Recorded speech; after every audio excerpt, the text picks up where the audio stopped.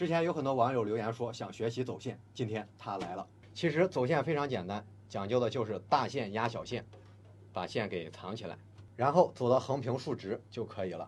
今天我们就以九州风神魔方110机箱为例，给大家示范一下。首先我们要观察这个机箱有没有走线的位置跟绑扎带的位置。像这款机箱没有这个位置的话，我们后期会使用到这个东西粘扣。我们把最粗的线放在上面，压着下面的线，顺势走下来。